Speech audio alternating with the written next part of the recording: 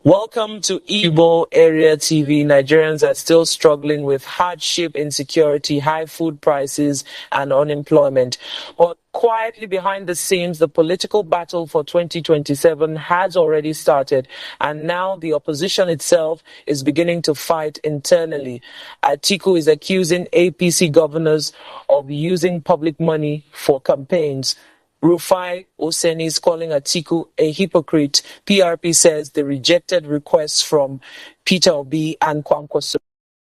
ADC is already releasing primary election timetables.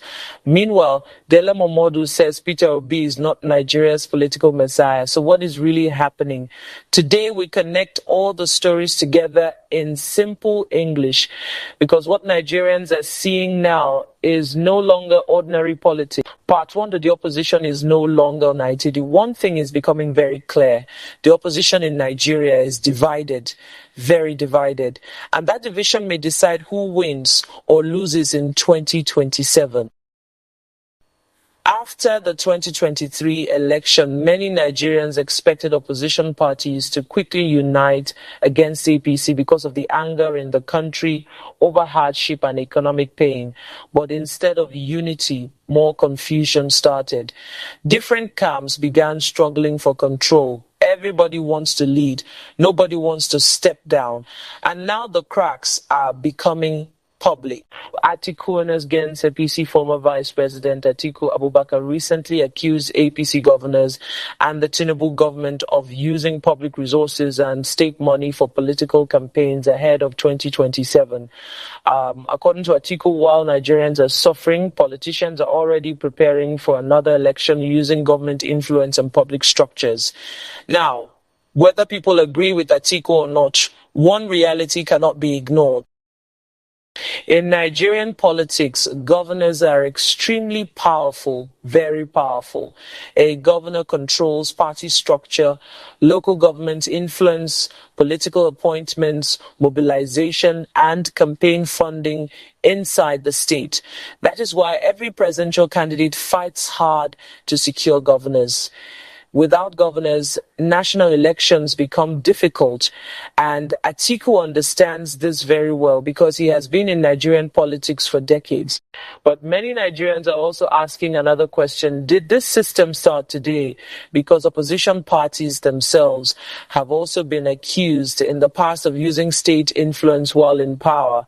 So many citizens now see this as a political battle between old political forces, not necessarily a fight to rescue ordinary Nigerians. Popular TV presenter Rufai Oseni openly called Atiku a hypocrite during political discussions. Why? Because of zoning. Zoning has become one of the biggest political arguments ahead of 2027. Some Nigerians believe power should remain in the south after Buhari's 8 years in the north.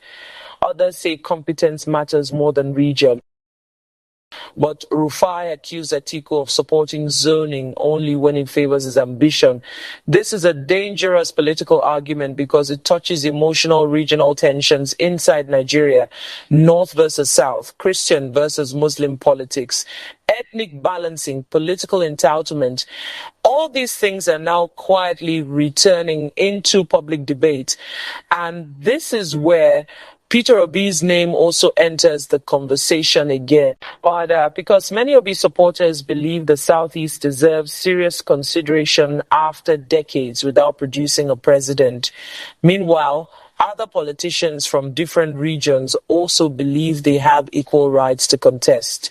So beneath all the public speeches, there's now a silent political war over region, power rotation, political survival, and who controls opposition coalitions, fence part photo. Then veteran journalist and politician Dele Momodu added fuel to the fire.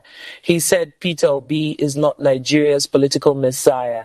That statement immediately triggered reactions online, especially from Obi supporters. But when you study Dele Momodu's statement carefully, his argument was deeper than just attacking Obi. What he was really saying is this: no single politician can rescue Nigeria alone. And honestly, many political analysts secretly believe this too. Peter Obi has strong popularity, especially among young Nigerians and frustrated voters. But Nigerian elections are not won only through social media energy. Nigeria's political system is built around structures, governors, alliances, party agents, regional negotiations, and financial strength. This is the harsh reality of Nigerian politics. That is why many people are now asking, can Peter Obi build stronger nationwide political structures before 2027? Because popularity alone may not be enough, but at the same time, Obi supporters also believe all politicians are afraid of him because he changed political conversations in Nigeria. So the battle continues. At 5, PRP rejects Obi and Kwankwaso. And then another shocking revelation came out. The PRP chairman said both Peter Obi and Rabiu Kwankwaso approached the party during political discussions. According to him, the talks failed because the party refused to hand anybody automatic presidential tickets. That statement is politically explosive. Why? Because it shows something very important. Many politicians are already searching for possible political platforms ahead of 2027, quietly, strategically, carefully. Even before official defections begin, it also shows how unstable opposition alliances currently are. Everybody wants coalition, but everybody also wants control. And this is the biggest opposition problem today. Who will sacrifice ambition for unity? Atiku, Obi, Kwankwaso, very difficult. Each camp believes it has strong support. Each believes it deserves leadership. And this ego battle may eventually help APC if opposition forces fail to unite. Part 6 and ADC has seized the game now. ADC has released updated primary election timetables. Many people may overlook this story, but politically it is extremely important. Why? Because smaller parties are beginning to position themselves early. ADC understands something very important. If major politicians fail to agree inside PDP, Labour Party, or other coalitions, many of them may begin searching for alternative platforms. That is why ADC is trying to appear organized and prepared early. And remember, in Nigerian politics, a small party today can suddenly become powerful tomorrow if major politicians move into it. This has happened many times before. So ADC is watching carefully. PRP is watching carefully. Labour Party is watching carefully. Everybody is preparing for political migration. Part 7, the royal bestowal has started. What Nigerians are witnessing now is deeper than ordinary political arguments on television. This is early positioning for 2027. Every statement matters now. Every alliance matters. Every endarial matters.